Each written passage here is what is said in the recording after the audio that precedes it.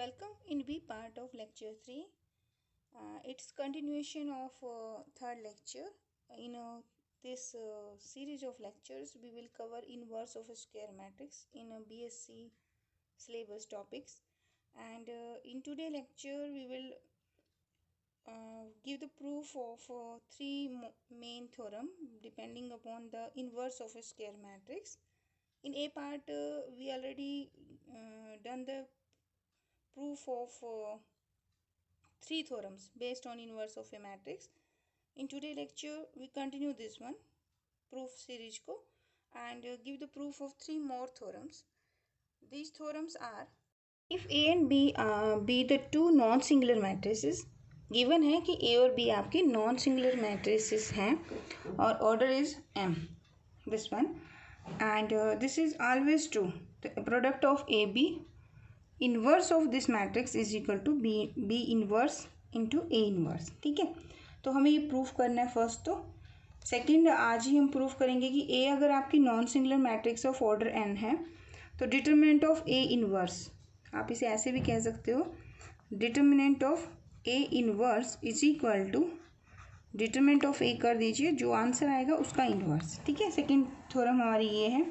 And third is कि if A is non-singular matrices of order M, then A transpose dash means transpose is also a non-singular matrices.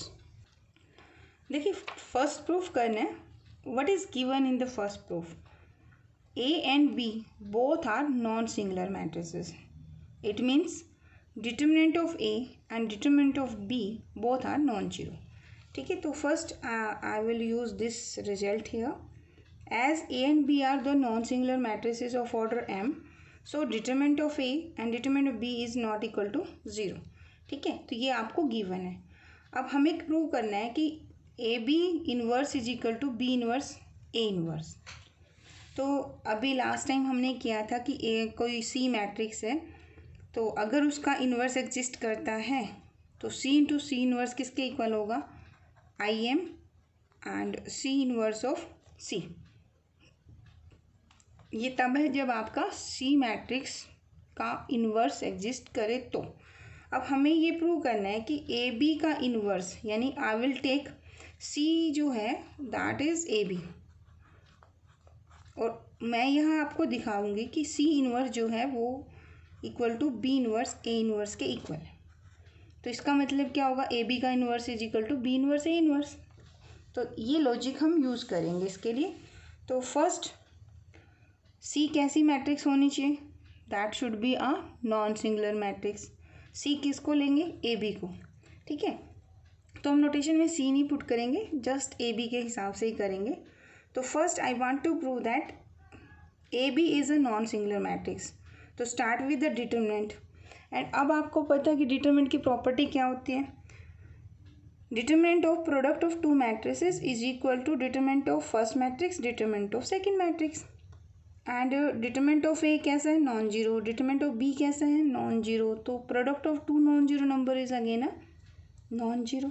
ठीक है, तो अगर आपकी एक matrix A B and ये आपकी नॉन जीरो डिटर्मिनेंट रखती है, तो आप क्या कहोगे? A B is a non singular matrix. अगर मैट्रिक्स आपकी नॉन सिंगुलर है तो you can say this is invertible. यानी कि ये तो प्रूव हो गया कि ए बी अगर नॉन सिंगुलर मैट्रिसेस हैं तो उनका प्रोडक्ट भी एक नॉन सिंगुलर मैट्रिक्स होगा और उसका इन्वर्स एग्जिस्ट करेगा. अब आपको वो जो इन्वर्स होगा ना वो आइडेंटिफाई करना है कि ए बी का inverse B inverse A inverse होगा. तो उसमें हम ये लॉजिक यूज़ करेंगे. तो अब मैट्रिक्स कौन है मेरी? ए बी, और इसका इन्वर्स हमें क्या प्रूव करना है? B inverse A inverse. तो वो मैंने यहाँ मल्टीप्लाई कर दिया. ठीक है, अब ये आंसर क्या आना चाहिए रूल के हिसाब से? ये आई एम आना चाहिए. ठीक है, तो अगर ये आई एम मिल जाता है तो एक पार्ट हमारा सॉल्व हो जाएगा. अब यहाँ आइए, A B B inverse A inverse. अभी फोर मैट्रिसेस हैं एंड मैट्रिक्स मल्टीप्लिकेशन एसोसिएटिव होता है, तो I am combining these two. तो कर सकते हैं. अब आपके पास यहाँ बी कैसी मैट्रिक्स है? B is non singular. Non singular है तो इसका इन्वर्स एग्जिस्ट करता है ना। तो बी इंटू बी इन्वर्स किसके बराबर होगा, identity matrix of order M, तो I wrote it here. And A into I M के साथ जो मैट्रिक्स मल्टीप्लाई होती है तो रिजल्टेंट ए ही आएगा। ए इंटू ए इनवर्स, अगेन ए कैसी है, नॉन सिंगुलर, तो आई एम के इक्वल। तो यानी कि एक matrix, suppose this is C and this is inverse, so it is equal to I M. तो यानी कि ये जो मैट्रिक्स है ये सी मैट्रिक्स का क्या है, इनवर्स है। अब रिवर्स करते हैं, रिवर्स में पहले बी इनवर्स ए इनवर्स लिख देते हैं, फिर ए बी, सेम लॉजिक लगा लेते हैं। A inverse into A, again it will give I M, I के साथ बी गुना करेंगे तो क्या मिल जाएगा आपको, बी इनवर्स बी, और बी इनवर्स बी क्या होगा, आई एम होगा। ठीक है, इस रिजल्ट को और इस रिजल्ट को दोनों को हम कंबाइन करते हैं, और ये जो हमने रिजल्ट यहाँ निकाला था, तो ये तीनों रिजल्ट कंबाइन होंगे तो क्या आंसर देंगे कि ए बी एक मैट्रिक्स है जिसका डिटरमिनेंट नॉट इक्वल टू 0 है, it means it is a non singular matrix. And A B into में product of this matrix it gives I M, it means इस मैट्रिक्स का inverse ये है, और ये कोई मैट्रिक्स है और इसके साथ ए बी मल्टीप्लाई है, ये आई एम है। तो यहाँ से आपको इम्प्लाइज क्या मिला, इस मैट्रिक्स का यानी ए बी मैट्रिक्स का इन्वर्स इसके साथ में जो है वो है, यानी I found this result, hence the result. ये आपका प्रूफ कंप्लीट हो गया। ठीक है, अब इस फार्मूले का जनरलाइजेशन, यहाँ तो कितनी मैट्रिक्स की प्रोडक्ट थी, only 2 matrices. If I suppose there are n matrices A1 A2 A3 up to AN, all are non singular. ये कंडीशन मेन है, क्योंकि इन्वर्स तभी एग्जिस्ट करता है जब मैट्रिक्स आपकी नॉन सिंगुलर हो, डिटरमिनेंट नॉट इक्वल टू 0 है। यानी इस क्वेश्चन में आपको A1 का डिटरमिनेंट, A2 का डिटरमिनेंट, AN का डिटरमिनेंट सभी क्या दिए हुए हैं, दे आर नॉन सिंगुलर। ठीक है, और ऑर्डर सबका क्या लिया है मैंने यहाँ पर, m। अगर आपको इन सभी की प्रोडक्ट का इन्वर्स कह दिया जाए तो that will be equal to, reverse start कर देना आपने, पहले सबसे लास्ट मैट्रिक्स का इन्वर्स मल्टीप्लाई होगा, फिर सेकेंड लास्ट का, ये n-1 होगा, sorry, and continue product of this is A2 inverse and A1 inverse. तो ये आपका जनरलाइजेशन हो गया। अगर आपकी प्रोडक्ट ऑफ n मैट्रिक्स का इन्वर्स किया जाए तो that will be equal to this one. ठीक है, अब नेक्स्ट देखते हैं अपनी सेकंड थ्योरम क्या है। आपको प्रूव करना है कि A इन्वर्स का determinant is equal to determinant of A का इन्वर्स। देखते हैं इसको।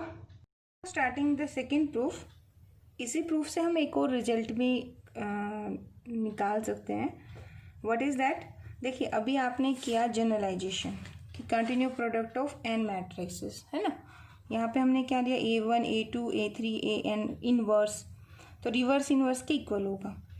If in this generalization case if I take every matrix equal to A, तो क्या होगा, everywhere you will right A1 के प्लेस पे भी A पुट करोगे, in place of A2 you will right A, continue product लोगे, last कौन है AN, वहाँ पर भी मैं कह रही हूँ कि आप A पुट कर दीजिए। तो कितनी, how many matrices, these will be n matrices, और इनवर्स इक्वल टू सबसे लास्ट वाले का इन्वर्स हो जाएगा, इससे पहले भी A होगा उसका इन्वर्स हो जाएगा, करते करते सभी का इन्वर्स कर दोगे।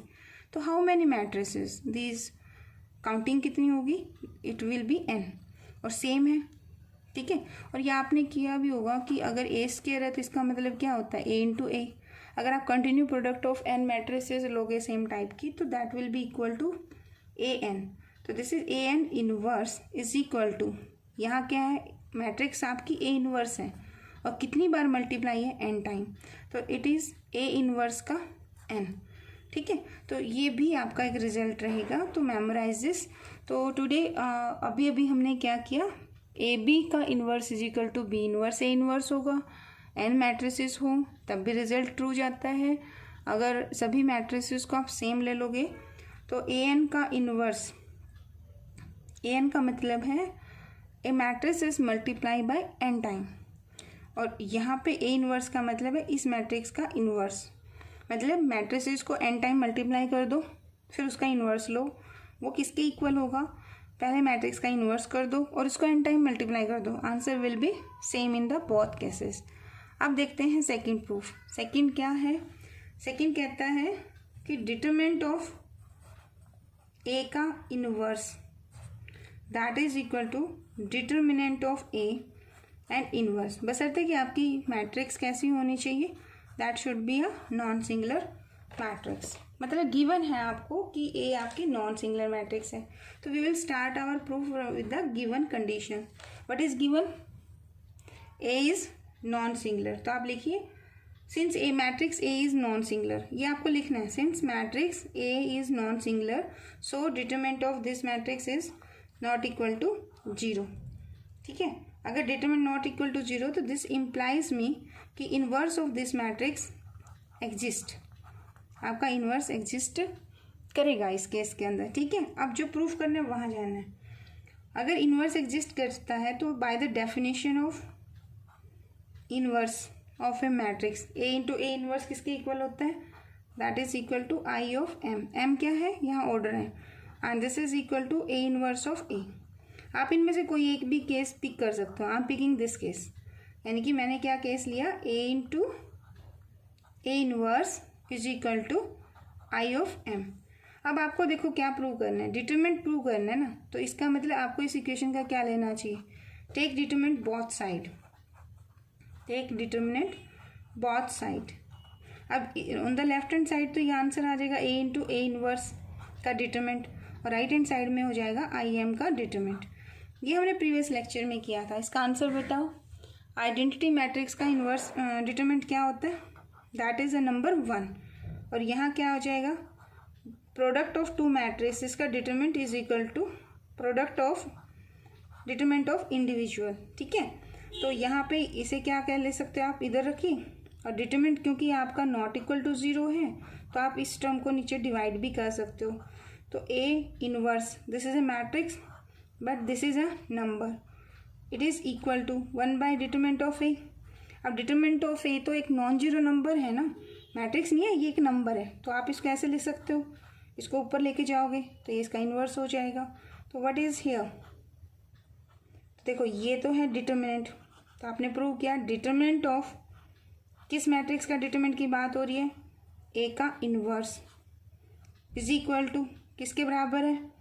ये आपका इन्वर्स है, तो इन्वर्स अंदर गए तो कौन है? डिटरमिनेंट ऑफ ए है। हैंस द रिजल्ट, यही तो प्रूव करना था। अब देखिए नेक्स्ट आपका प्रूफ थ्योरम क्या है?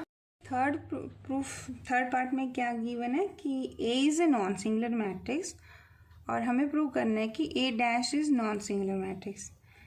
ठीक है, एक और प्रूफ भी करना होता है इसके साथ कि ए ट्रांसपोज का इन्वर्स जो होगा that is equal to A inverse into transpose, वो भी हम इसमें कर देंगे। ठीक है, तो क्या क्या गिवन है? गिवन है कि A is a non singular matrix, और प्रूव करना है कि A dash is non singular. तो ए डैश नॉन सिंगुलर में हम क्या करेंगे? हम करेंगे कि ये मैट्रिक्स साथ में इसका इन्वर्स, अगर वो आई एम के इक्वल है तो इस मैट्रिक्स का इन्वर्स एग्जिस्ट करता है, अगर इन्वर्स एग्जिस्ट करता है तो नॉन सिंगुलर है। ठीक है, तो ये लॉजिक हम लगाएंगे। तो इसके लिए हमें गिवन क्या है पहले हम वो देखते हैं। In my question A is non singular, A non singular means you will write determinant is not equal to 0। अगर डिटरमिनेंट नॉन जीरो है तो यू कैन से ए इनवर्स एग्जिस्ट, यानी कि ए इज इन्वर्टिबल। तो बाय द डेफिनेशन ये line आप लिख सकते हो। एग्जामिनेशन में देखो आपको एक बार ये पता चल जाए कि नॉन सिंगुलर है तो आप ये लाइन लिख सकते हो, कोई प्रॉब्लम नहीं है। A is invertible and inverse exist and A into A inverse is equal to I M A inverse into A, this is given. अब आपने ना कहीं से इस इक्वेशन के अंदर ए ट्रांसपोज लेके आना है, एंड वी नो दैट कि प्रोडक्ट ऑफ टू मैट्रिक्स का transpose is always equal to किसके ट्रांसपोज के होता है? रिवर्स हो जाता है, A transpose into X transpose. जैसे आपने अभी किया ए बी का इन्वर्स किसके इक्वल है? तो बी इन्वर्स ए इन्वर्स होता है। तो ट्रांसपोज जो होता है ना इसी तरह से रिवर्स प्रॉपर्टी को सेटिस्फाई करता है। अब फ्यूचर में हम करेंगे ए बी का बस कॉन्जुगेट वगैरह के 2 का देखना पड़ेगा, इन दोनों में तो ट्रू जाता है। ठीक है, अभी बताती हूँ 3-4 जगह ये सारे रिजल्ट ट्रू जाते हैं। तो take the transpose of this equation star, यानी कि अब इसका ट्रांसपोज करेंगे तो आंसर क्या बनेगा, A into A inverse transpose is equal to identity matrix का transpose and the right hand side A inverse A का ट्रांसपोज। अब हमें ये रिजल्ट पता है कि प्रोडक्ट ऑफ टू मैट्रिक्स का ट्रांसपोज क्या होता है, रिवर्सिबल लॉ फॉलो करते हैं। देखो डैश में भी होता है, इनवर्स में भी होता है, एडजॉइंट में भी होता है और conjugate transpose in 4 matrix operations with the product of two matrices x and y of same order, तो m स्क्वायर मैट्रिसेस हैं। बस आपका एक इसमें नहीं होता, ये ध्यान रखना, कॉन्जुगेट में रिवर्स लॉ फॉलो नहीं होता, ये सिंपल होता है, बाकी सब में रिवर्सिबल लॉ फॉलो होता है, ठीक है। अच्छा अब हमें क्या यूज़ करना है, ट्रांसपोज। तो A into A this A inverse का transpose is equal to, second number पहले आ जाएगा, तो ए इनवर्स का ट्रांसपोज इंटू में ए ट्रांसपोज, ठीक है, is equal to identity matrix का ट्रांसपोज क्या होता है, डायगोनल मैट्रिक्स है, remains the same, and on the right hand side A transpose first आएगा, देन दिस मैट्रिक्स ट्रांसपोज। अब यहाँ पे ये रूल फॉलो हो रहा है, यानी I am getting this result, यानी ये एक मैट्रिक्स है ए ट्रांसपोज, इसके साथ कोई मैट्रिक्स है आपकी मल्टीप्लाई में और आंसर कौन आ रहा है, आई एम। इसका मतलब इस मैट्रिक्स का इनवर्स एग्जिस्ट करता है, और जब ऐसी कंडीशन होती है हम कह सकते हैं कि ये मैट्रिक्स इन्वर्टिबल है, यानी कि ए ट्रांसपोज इज इन्वर्टिबल। और अगर आपकी मैट्रिक्स इन्वर्टिबल है तो determinant of this matrix should be not equal to 0। तो ये क्या कहते हैं, A transpose is non singular, ये आपको प्रूव करना था, ठीक है। ये तो आपका होगा कि ये नॉन सिंगुलर है। एंड फ्रॉम द डेफिनेशन, ये आपकी मैट्रिक्स है और इसका इनवर्स ये है, क्योंकि दोनों ट्रू जा रही है ना, तो I can also right here A transpose का इनवर्स इज इक्वल टू ये जो साइड में मैट्रिक्स है, यानी कि ए इनवर्स का ट्रांसपोज। यही रिजल्ट हमें प्रूव भी करना था। अब एक एक्सरसाइज का क्वेश्चन है आपका, क्वेश्चन है if A and B are the square matrices of the same order, यानी कि दोनों का ऑर्डर क्या है, सेम है, यानी multiplication is possible, and given determinant of A matrix is not equal to 0, यानी A is a non singular matrix, then determinant of the product of A inverse B into A is equal to determinant of B. देखिए B के बारे में कुछ नहीं कहा, बस ये कहा है कि बी का और ए का ऑर्डर क्या है, सेम है। तो we will start with A inverse B of A and product of 3 matrices. तो अगर मैं इसका डिटरमिनेंट करती हूँ, as we know that determinant of product of 2 matrices equal to individual determinant के बराबर आ जाता है दोनों के अलग अलग। तो यहाँ पे आप इसको अलग कर लीजिए, इन 2 को अलग ले लीजिए, तो it will be equal to A inverse का determinant into B into A का डिटरमिनेंट। इस पर फिर स्प्लिट कर दीजिए, तो ए इनवर्स का determinant of B and determinant of A. And आपने पढ़ा है कि आज ही हमने प्रूफ किया था सेकंड, जो थर्ड की सेकंड थ्योरम थी, अगर ए आपकी नॉन सिंगुलर मैट्रिक्स है तो ए इनवर्स का डिटरमिनेंट किसके बराबर होगा, डिटरमिनेंट ऑफ मतलब इनवर्स ऑफ डिटरमिनेंट ऑफ ए। तो in place of this A matrix के इनवर्स का डिटरमिनेंट की जगह पे आप क्या लिख सकते हो, डिटरमिनेंट ऑफ दिस मैट्रिक्स और उसका इनवर्स, ठीक है ना, आप ये लिख सकते हो यूजिंग दिस प्रॉपर्टी। तो ये आपका नॉन जीरो है, तो ये क्या है, 1 बाय डिटरमिनेंट ऑफ ए ही तो है, और ये आपका क्या बन गया, डिटरमिनेंट ऑफ बी और साथ में determinant of A. You can cancel this one, तो resultant is determinant of B. तो ये हमने आज इनका थ्योरम वाला पोर्शन ख़त्म कर लिया फर्स्ट एक्सरसाइज का। नेक्स्ट लेक्चर में हम करेंगे एक 2 क्वेश्चंस करेंगे, ये वैसे आपने +2 में किया भी हुआ है, एक हम इसको इंट्रोड्यूस करेंगे नेक्स्ट लेक्चर में, A X is equal to B and if determinant of A is not equal to 0 तो X is equal to A inverse of B. तो पहले एक इनवर्स निकालेंगे किसी मैट्रिक्स का और फिर इस सिस्टम ऑफ इक्वेशन को सॉल्व करेंगे यूनिक सॉल्यूशन के लिए। आगे हमारे पास है rank of matrices and then the solution of system of equation, वो डीपली वहाँ करना है। तो आज ये हमने कर लिया। Thank you so much for watching.